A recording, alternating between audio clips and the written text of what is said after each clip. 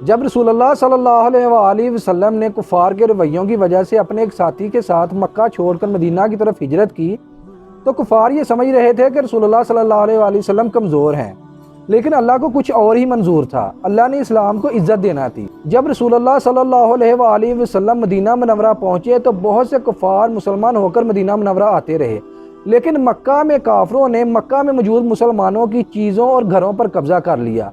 ہجرت کے تقریباً 1 سے 2 سال کے بعد مسلمانوں نے اپنی چھینی ہوئی چیزیں واپس لینے کی ٹھان لی۔ ابو سفیان ایک بہت بڑا قافلہ لے کر تجارت کر کے واپس مکہ کی طرف جا رہا تھا۔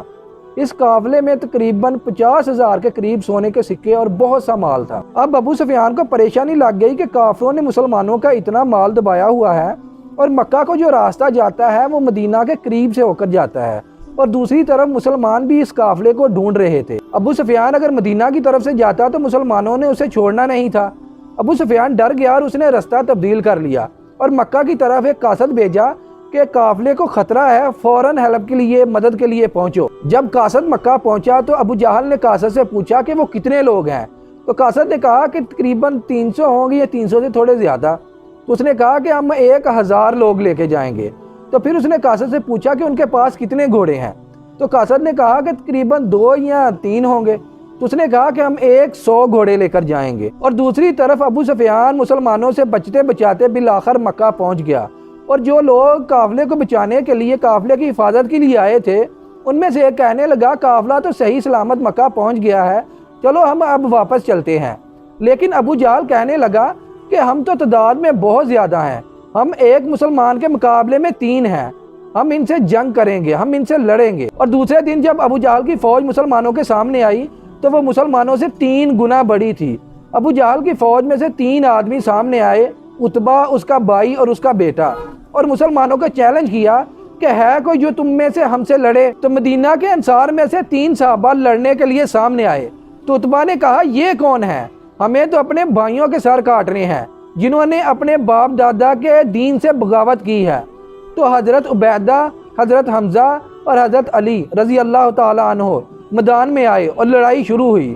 حضرت عبیدہ زخمی ہوئے، عتبہ اور اس کا بھائی اور اس کا بیٹا تینوں مارے گئے۔ عتبہ کے بیٹے حضرت حذیفہ رضی اللہ تعالی عنہ جو مسلمان ہو گئے تھے، ان کے سامنے ان کے باپ، بھائی اور چچا کو قتل کر دیا گیا، لیکن انہوں نے دین اسلام نہیں چھوڑا۔ یہ دیکھ کر ابو جہل کو بڑا غصہ آیا اور اس نے حکم دیا کہ فل فلیج مسلمانوں کے اوپر حملہ کرو۔